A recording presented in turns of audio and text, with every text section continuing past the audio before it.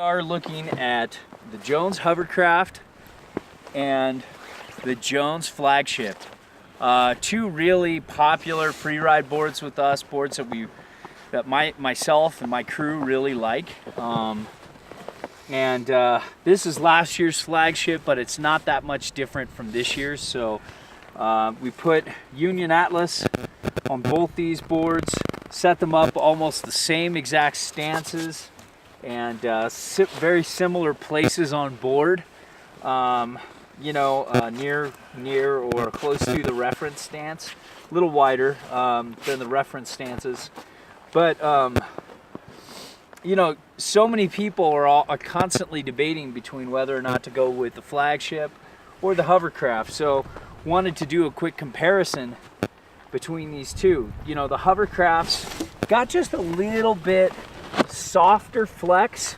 I think it's mainly because of that bamboo top sheet, and it's a little more forgiving in the uneven snow, where this tends to get a little more cranky. It's a little stiffer.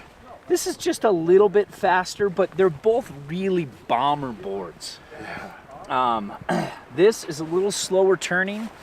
I feel like with my size 9 boots, I can't roll this edge to edge as fast as I can this. Both make skidded turns fine.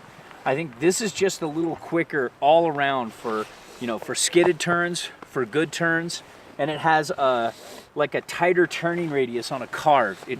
You can get this going back uphill and into a circle faster than you can with this.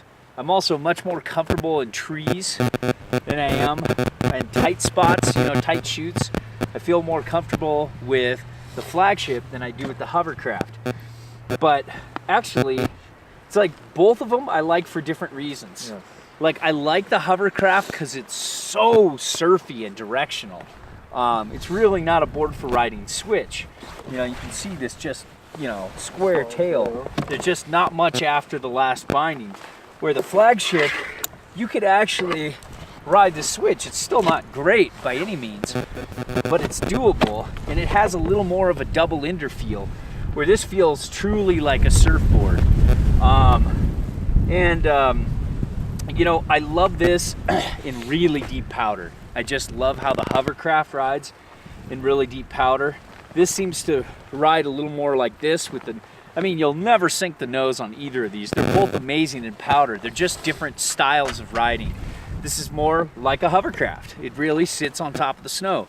If you surf, it's like riding a real wide twin fin fish that's got a really thick, the turns are more longer, drawn out, and it just sits on top of the water more.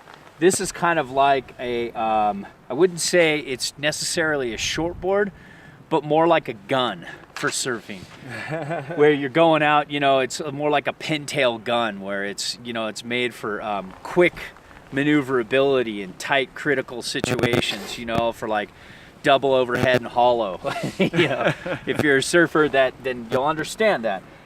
If you're not, you'll just say this is quicker, faster turning, kind of more of a double ender feel. This is way more surfy.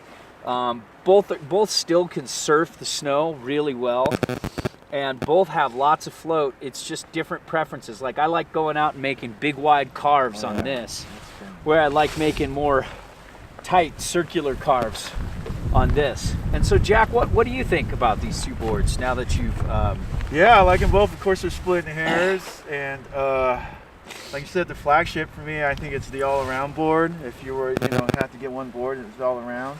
And then the Hovercraft is more for a quiver. It's more specialized, Yeah. And so, but either or, they're gonna be great, super solid stiff boards.